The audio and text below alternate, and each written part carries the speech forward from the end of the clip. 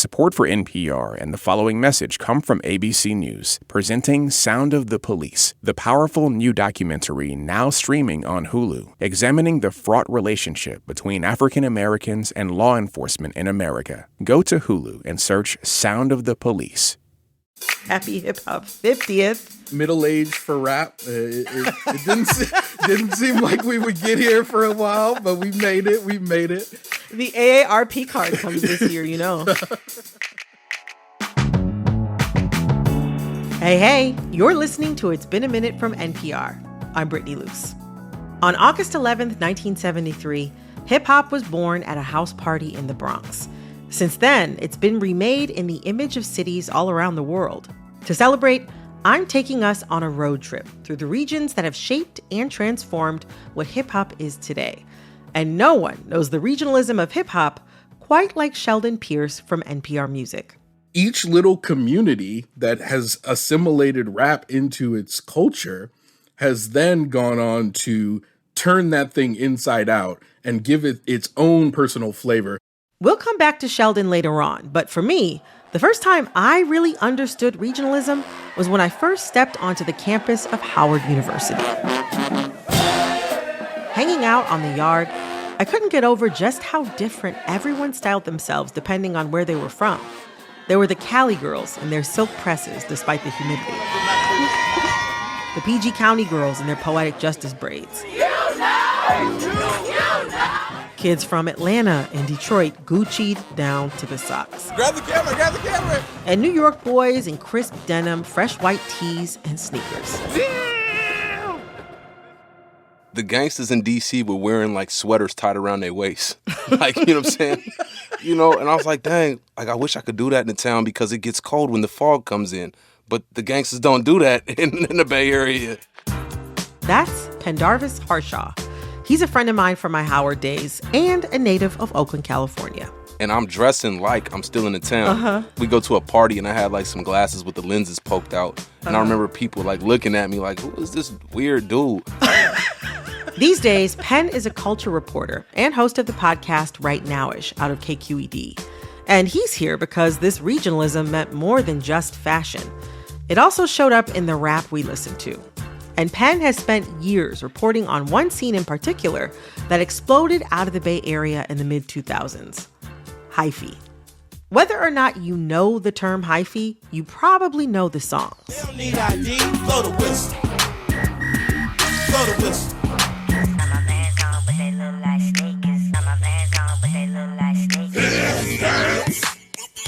Sisters, can you do the thistle dance? Today, we're looking at how local scenes made up hip-hop's mainstream.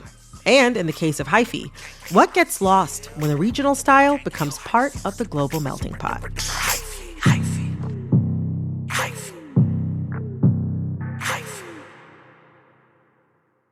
Pendarvis Harshaw, welcome to It's Been a Minute. Thank you. Thank you for having me. It's absolutely my pleasure. We went to Howard University together. I don't even think either one of us had aspirations necessarily of working in radio at that time. Nope. No. Nope. Nope. Now here we are. You and I were at Howard at the same time when hyphy music went from being like a local subculture to being like a global phenomenon. It was like new to me at the time, but I remember everybody going up for Tell Me When to Go. Tell me when to go. Tell me when to go. That is a classic hyphy track from E40, who is also from the Bay. But before we get too far, how do you explain the word hyphy and the hyphy movement to people who have never heard of it before? Hyperactive energy, rebellious to a fault. Hyphy, as a word, comes from just like, I remember it as a kid walking down the street in East Oakland, and we would walk in the middle of the street because we knew at times dogs would get loose and be like, oh yeah, you walking through Funktown, watch out, they got hella hyphy pit bulls out there. So walk in the middle of the street. And hyphy was a negative thing. It was about like badass youngsters who just didn't listen or really just hyperactive energy, and usually in a negative way. And so when it gets commercialized, it gets this like layer of like goofiness and fun and free-spirited, which is all there for sure. The hyphy movement was more or less a product, something that was commercialized. It takes the dancing, the slang, the culture, the fashion, and packages it and makes it digestible for people not from the region. So I wonder, like, you were young, like it seemed like prime age when hyphy was everywhere. What is the most hyphy memory that you have? That's a crazy question. The most hyphy memory that I have has to be going to a house party and there's a woman grinding on me and I'm against the wall and she essentially pushes me through a wall. What? In the house party. Yeah, like the drywall. The hyphiest part of it all is that I'm hella small. I'm 5'5", right? But like she backing that thing up to the point she like pushes me through the wall. Like there's a hole in the wall. And so it's a house party at one of my friends' house, and I don't want to ruin the party, so I pull my bigger friend in front of that hole to cover it up, and he sees what happens, and he grabs the same girl and starts dancing with her and makes the hole bigger. And so, yeah, that was hella hyphy. You had a real Kool-Aid Man moment there. Kool-Aid Man for sure. For sure. That's fun. It's energetic. It's a little, destructive. The energy, the music, the vibrancy. Talk to me about the whole hyphy scene. Like, take me back. Like, what was that scene like at that time for people who weren't there? Yeah, that house party, right? It's fun, it's goofy and all that stuff, but that's dangerous. Like, we in the middle of the Dubs. It's called the Murder Dubs is the name of the neighborhood, right? And, like, living on that edge has always been a thing of it. And so even the sideshow culture, the fact that it's illegal adds some type of exhilaration to it all. Wait, so some people might not know what sideshows are. Could you explain them quickly so we can get an idea of it? Sideshows are car shows, and I'm not talking about just your regular, like, drive slow and show off your car show. You could have the ugliest car with the most powerful engine where you rev it up, come into an intersection, swing a couple donuts or figure eights or even just burn out and get out of there and kind of show off in front of folks. The sideshow usually has an audience gathered around. Right. And that audience could come usually at the let out of a club. People, race down the strip to an intersection in East Oakland and kind of commandeer it, really take it over and turn up for, until the cops come, pretty much. When people talk about the creation of hip hop in New York, they talk about how noisy the city is. Being on the train constantly kind of creates this backdrop, this thumping, this endless noise, so that the music kind of naturally had to be influenced by it. It kind of had to match it and be so bombastic because New York is so intense. But then, like, on the other coast, when I think about like LA hip hop and G-Funk, it makes so much sense to me coming from the Detroit area because we drive everywhere. And the idea of being in a car, you want a smooth ride and you want something smooth to listen to. I don't know. I wonder, like, how was the location so crucial to the sound of hyphy? Very much so. The way the streets are made in Northern California, they're so wide, they invite you to swang your car in them, Like, you couldn't have sideshow culture in Philadelphia where the streets are narrow, And so I talked to one of the statesmen of hip-hop in Northern California, Keek the Sneak, and he said that, like, yes, that's what separates it, is that we make music specifically for the cars. Heavy bass lines, things that you can ride around, waking your neighbors up to. I don't put that on, that's my word. I don't put that on, that's my word. I don't put that on, that's my word. Hyphy was born a very local scene. Hip-hop scholar S. Craig Watkins describes that era leading up to 2006 as a time when, quote, many young Californians have been pushed to the brink. You were a young Californian at that time. What were you and your friends and your peers on the brink of? Like, what was going on at that time that made life tough? Yeah, okay, so elements. Lack of media attention for the region. You have to imagine Northern California hadn't really got national acclaim since Pac died, right? Or like I Got 5 on it. And so there's like a 10-year gap before E40 comes back with Tell Me When to Go and Too Short drops Blow the Whistle. Right. And so that lack of media attention, people were hungry. And this place is saturated with artists. A lot of independent artists, a lot of entrepreneurs, people who feel like they're worthy to be on the level of any other artist that's coming out of New York, Atlanta, or LA, right? Secondly, you have the black population in Oakland increased every decade from the 1950s until the year 2000, and then it stopped. And then black folks are being pushed out to the suburbs. So you have this depletion of the black community and folks being more widespread. Right. And folks being like, yo, like, I'm losing what home is. Changes in demographics also very frequently bring changes in policing approaches, too. I imagine that affected things as well. Yeah, there was a crackdown on sideshows. When I was a teenager, like, they announced that you could get your car towed for just parking 2 blocks within the sideshow area. I was like, dang, what if it's just happening in my neighborhood? Right. What do you mean? The sideshow, they want to shut us down. When we'll swing something on every corner in the town. Police, man, the streets is wild. 3 o'clock in the morning and the beats is loud, man. It don't stop. And throughout that year, Oakland experienced 148 homicides. My gosh. And so if I didn't know somebody, then I knew somebody who was getting killed and buried. Mm-hmm. Like, talk to me about some of the music or songs or music lyrics, music videos from that time that kind of show that aspect, like the things that sort of had, as Craig Watkins put it, had people feeling as if they were living on the brink. The piece that I'm working on really centers around this video. I'm laughing. This video of Stomper, the A's mascot. He's a big gray elephant, and he's at an E40 record release party in 2006, and he's dancing out in the parking lot, just like goofy dancing. It's a big goofy gray elephant, right? Yeah.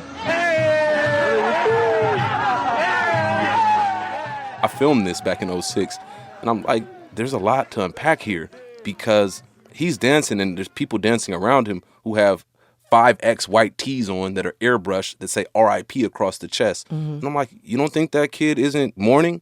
You know, he's out there dancing and having fun and smiling, but he has RIP with his friend's name across his chest. And I'm listening, I'm like, wait, he's dancing to E40's So Happy to Be Here. Hard times. The struggle. Which is a track off of My Ghetto Report Card.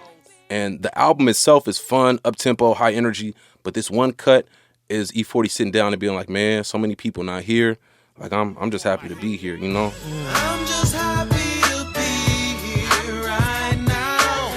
Like my folks been locked up or laid down. And seeing this elephant dance all goofy to it while that song is playing in the background, it's like, that's it right there. That's the problem. People think that the hyphy movement is all fun and goofy, but really, like, this is people expressing the trauma that they've been through and the fact that they're still here.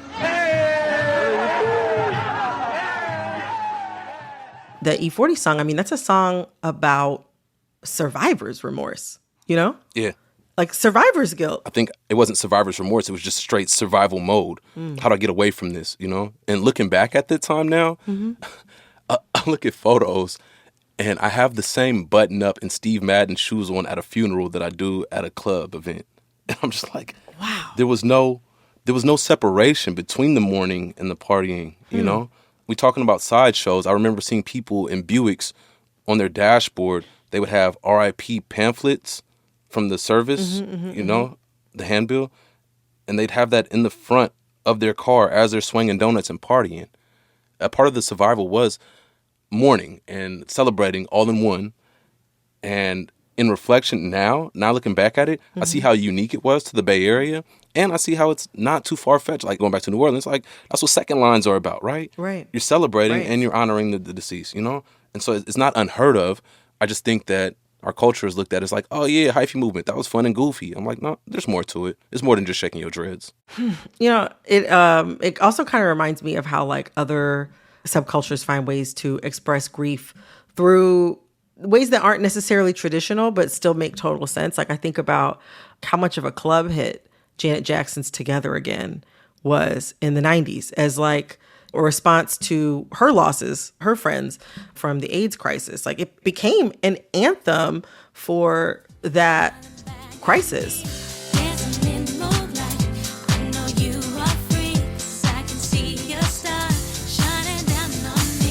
And people were coming together on dance floors and being with each other, trying to almost like move through the grief together.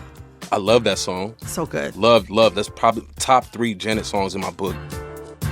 Coming up, what happens when regional music made in response to local grief goes global? Plus, how the internet changed regionalism and rap and what that means for its future.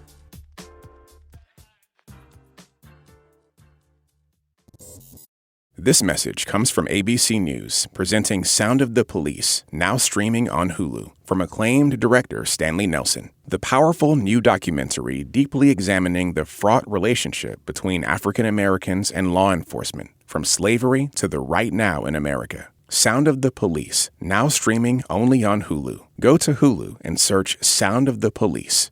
This message comes from NPR sponsor Progressive Insurance, where drivers who save by switching save nearly $700 on average. Get your quote at Progressive.com and see if you could save. Progressive Casualty Insurance Company and Affiliates. National average 12-month savings of $698 by new customers surveyed who saved with Progressive between June 2021 and May 2022. Potential savings will vary.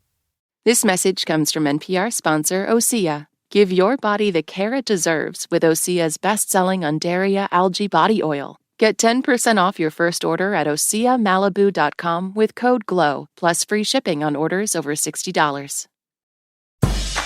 Want to learn how to be a master of business without going back to school? Listen to the Planet Money MBA. No suits, no PowerPoints, just the secrets of business school delivered straight to your ears. Every Wednesday till Labor Day on Planet Money from NPR. To be a little personal, recently, a couple months ago, a friend of mine passed away. And actually tonight, when we're going to the memorial service, I hadn't experienced this type of grief before, having somebody so young and so close to me pass away.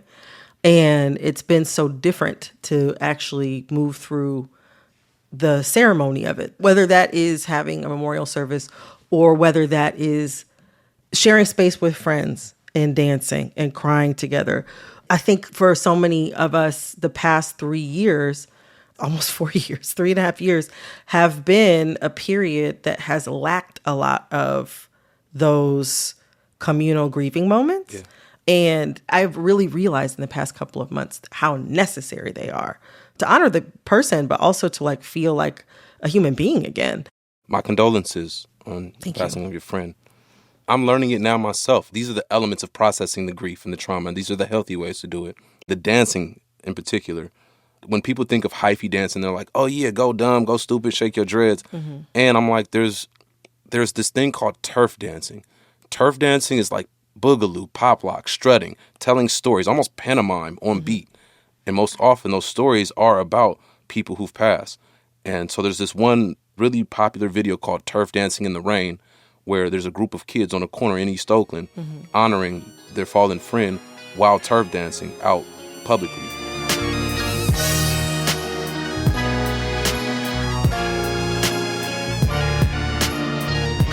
And it's a beautiful video. It's a great way to honor somebody's story.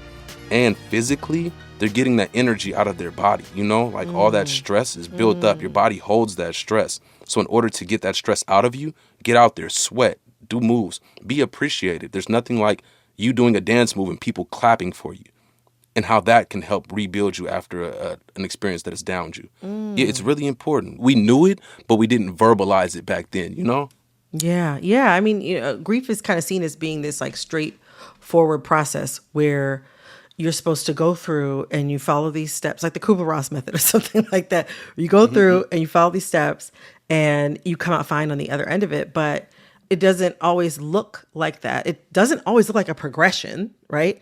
And also, you don't come out fine on the other end. You come out different. You come out new, yeah, for sure. You talked about how important it was that the hyphy movement's rise coincided with the rising popularity of YouTube. And suddenly, people in other parts of the country were exposed to these dances and artists and slang and sideshows. How did the role of budding social media platforms like YouTube change the hyphy scene and its reputation? I think it both benefited and was the detriment of the hyphy movement. I think back to the Ghost Riding the Whip. Critty Bo, a guy from West Oakland, he's credited for creating it, Ghost Riding the Whip. And it was something that was real local. It was something that folks in Oakland did, and it spread throughout the Bay. And then when it gets on YouTube, you start seeing kids out in the suburbs do it. And you start seeing these goofy videos of people messing up, doing it because their car is on a hill and they don't know how to properly do it. And so I'm laughing, but that is the spread of culture, and it is culture being diluted as well, where the reason why Critty Bo was ghost riding the whip because he was essentially mourning, and that was his way of doing it. And then when the kid from the suburbs is doing it, he's doing it because he saw it on E-Bomb's World or YouTube. It's not just the hyphy movement that has experienced this. I think, again, hip-hop has experienced this, where hip-hop started in the Bronx, and it was this thing. It was done for this reason. And it has definitely been diluted over the 50 years. And it's changed, and it's grown, and there's been some benefits to that spread. I love artists. Like, one of my favorite artists right now is from Europe. Like, Lil Sims is, like, dope. Yeah. You know what I'm saying? Yeah, like, yeah. And I love the spread of hip-hop, and I could see how it's been detrimental as well. And that is largely on the shoulders of social media. The thing is, I think with that, I think a lot of people who are not from the area, I mean, I saw it as like a fun dance. You know what I'm saying? I saw it as like a fun dance, fun music, fun partying scene, but kind of having a flat read. Flat read is a great term to use. That's really good because that's what I'm saying. There's more dimensions to it. One last question. Do you still go down? Do I still go Do down? you? Yeah. When my body allows me to. Doesn't happen as often as it used to. Fair enough. Well, Pendarvis, it was so great to see you, Pen. This was so wonderful. Thank you so much for coming on the show. Thank you. That was Pendarvis Harshaw, a culture reporter for KQED. His essay on hyphy and grief will be out in September. Coming up, we zoom out and look at how regionalism has made hip-hop what it is today.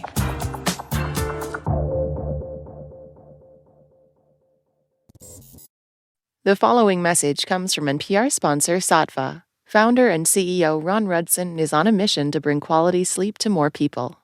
Health and wellness are so tied to quality sleep. And I'm trying to tell everyone, look, you have to treat sleep like an activity because I believe sleep is the most important thing in your life. To learn more, go to SAATVA.com/NPR. Hyphy is just one of many local scenes that make up hip-hop. My next guest, Sheldon Pearce, is an editor for NPR Music, and he says the internet has totally warped the distinction between the local and the global. I sat down with him to chat about how that happened and what that means for the future of rap. Sheldon, welcome to It's Been a Minute. Thank you so much for having me. How did regionality shape hip-hop from the very beginning of its history? It really starts even from the beginning in New York City. The kids are pretty much like fighting across boroughs for their representation. It's funny because rap at its core and hip hop culture in general is like a sort of competitive art. You think about breakdancing, you think about DJ battles, and that sense of like identifying with who you are and who's around you, where up the block you hang out, and who you're hanging out with was sort of core to the way that these kids were like thinking about the music that they were making and ingesting. What's a song that you most feel represents your regional scene that you like first became attached to? I'm a DMV boy. Hey. I grew up in and around the DMV. Beat your feet. My parents are from Norfolk, Virginia. They spent most of their life there. My mom and my aunt grew up there. So from Virginia Beach, it was always get your freak on. That was sort of represented the weirdness that was coming out of Virginia Beach with Timbaland and Missy and the Neptunes. That Chesapeake Bay, Norfolk, Yeah. Virginia Beach area turned out to have been very fertile ground for like all of hip hop. I'd love to hear from you about that specific regional flavor. Like, how did you see the regional flavor of Virginia Beach and that area inform its rap music? In Virginia Beach specifically, you see how a really tight-knit community of friends can, in their own right, just change the entire landscape of a music industry. It's like Timbaland and Chad Hugo and Pharrell Williams, who were in the group The Neptunes, and of course Missy Elliott. All of these people are friends in the late 80s, early 90s, just moving around this scene. They know each other. They're all trying to make it happen. It's only in sort of like rotating around one another that they are able to make it happen. Timbaland and Pharrell and Timbaland's friend Magoo were actually in a group together in high school. They called the group Surrounded by Idiots, which lets you know what they were thinking about the Chesapeake Bay area at the time. But it also sort of tells you about their mindset. Like, they are sort of eager, because of the place that they come from, to see the borders beyond. They're like, this place is sort of ordinary. Everybody else around us is ordinary, but we come from here too, and we are not ordinary. So let's represent that. And it's like, you can hear it in the music that they were making even then.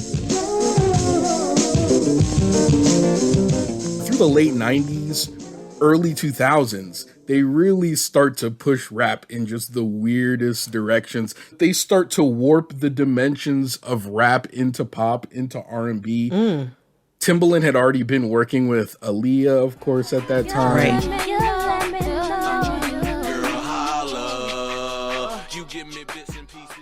And it's like, soon enough, their stuff starts shaping the dimensions of sound to the point where you get like a Neptune's credit on a Britney Spears record.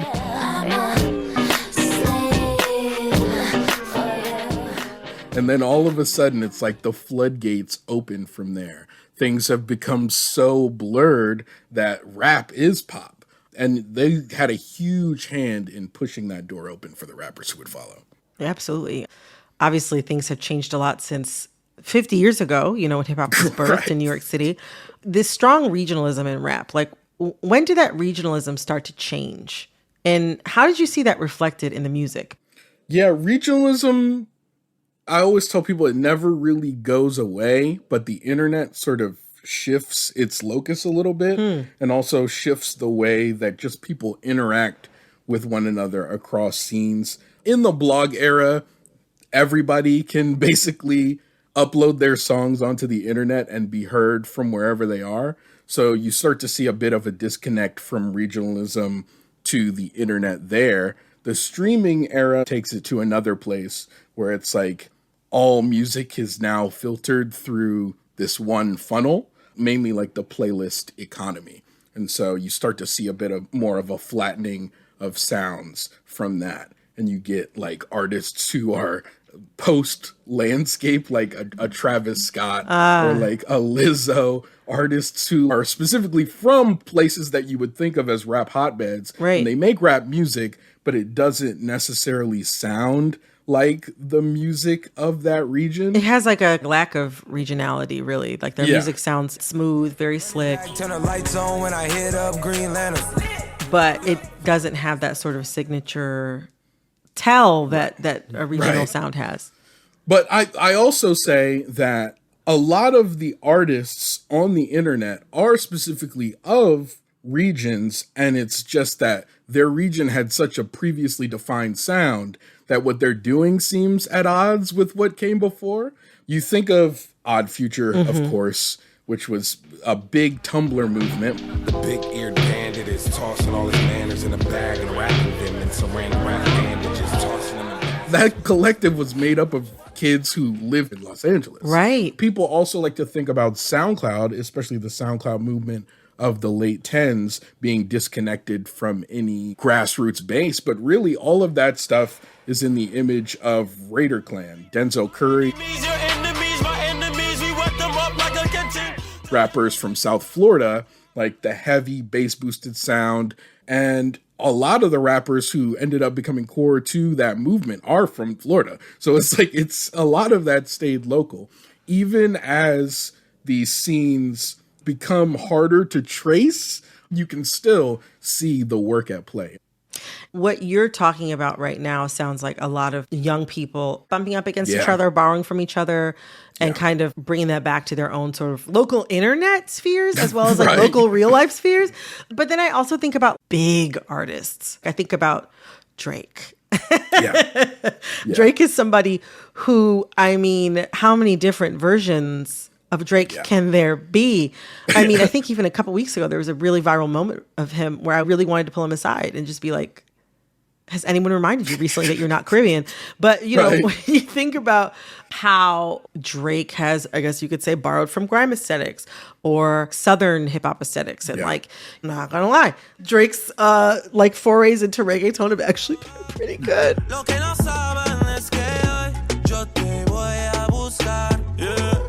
Nobody please at me on that. But I mean, what about someone who's at that level, who, you know, like Drake's from Toronto, but he's tapping into all these regional sounds? What does that mean? I think Drake is an interesting case where he understands rap regionalism and he also understands rap as mass market commodity. And a lot of times he is trying to use the former to greater influence his hold over the genre in the latter. He loves to sort of dip his toe into various sounds, into various accents, in a lot of ways to keep his own music relevant. But in another more generous sense, there is a part of him that loves taking an artist from a specific scene who is doing something really interesting and lifting them up and saying, hey, this person is doing something cool. I think about him taking an artist like Block Boy JB and the producer Tay Keith, who are both from Memphis, and sort of giving them national platforms. But it's through Drake that you can sort of get a sense of how quickly the regional can become the global. To that thought, are there also ways that the internet has bolstered regional rap communities? Yeah, definitely. I think specifically about the drill movement of 2012. Drill is sort of this distinctly Chicago product born of the local high schools, artists like Chief Keef, Katie Got Bands. Katie Got Bands. I miss my girl. Yeah. Money Mob, Team Katie, who I'm rocking with. You drilling. At the time, people felt it was nihilistic, but really it was realistic to what was being experienced in those projects. It was definitely stark, a lot of dark sounds, a lot of creeping synths, heavy underlying bass, vibrating and underscoring dark lyrics about the violence in that city. It hadn't really left that region until a dude named D Gaines, who was a rapper himself, but also a videographer, was shooting most of the videos of these kids just hanging around on their blocks or shirtless in rooms together. His page all of a sudden becomes its own like pin drop for Chicago rap on the internet. But over the course of the 2010s, we see it sort of migrate to New York. A group of kids in Brooklyn start to pick up this thing. Pop Smoke, Welcome to the Party. Baby, welcome to the party. I hit the boy up and then I go skating a Rari. Or Ice Spice, Princess Diana. Tryna be low, he gon' hit on my gram. If he smart, he gon' act like a fan. You can hear the evolution from Chicago drill. But these artists, of course, have just such a distinctly New York style and swagger, and they talk in the lingo that is on the blocks in New York. It's so specifically of that place. I wonder, what does having a scene actually mean? Like, what does it give us, whether it's a scene online or in person? Like, why are scenes important? Well, first of all, it lets us know that this music that we enjoy is not like a byproduct of corporate enterprise. Like real people on the ground are making this stuff. It is like born of their like real experiences. We get a sense of how, where you're from, how who you're hanging out with influences the kind of things that you create. In the broadest sense, what is really beautiful about art, the specificity that can come out of it. And it's only from community through this camaraderie that you end up getting these little pockets of sound that feel like they are of a specific place and represent a specific people and resonate with like people in a town who maybe haven't felt like the thing at the national level resonates with them. A lot of this regionality, whether it's like regional beefs, regional collaborations, they've really kept hip hop alive for the last 50 years. Yeah. You wrote in your piece about the next 50 years of rap. Yeah. And that you're seeing the groundwork laid for a rap dystopia. What does that mean? And please describe, what does that look like for you? I'm looking around at this moment and I'm seeing like sort of the worst case scenario of what could happen to rap. I mean, rap has always been a semi-commercial enterprise, but I never wanted to become a corporate enterprise where it is just a thing that is mass marketed and used for ad dollars. I'm never worried about regionalism itself, but I do think there is a threat of a flattening of regionalism, losing the specificness of where they're from in the wash of the internet and trying to sort of beat the algorithms and rise to the surface. There is like a problem that you do see with a lot of younger artists where they will start out with a very distinctive style, but in trying to reach as many listeners as possible, they change and change and change and change until it's like the thing that they have is completely separate from the thing that they were. You see it a little bit with Lil Uzi Vert in their most recent music. Their stuff has always been sort of representative of the Philly spitters of the past, especially if you listen to like Eternal Atake and a song like Pop.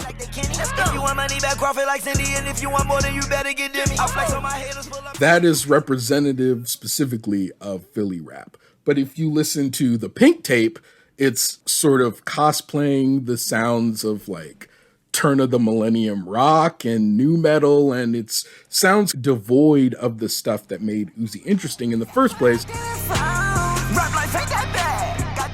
In the transition to becoming bigger and bigger and bigger, sometimes you can lose that flavor, and I'm worried that as we continue to be a web-focused music culture, that will happen to more and more artists.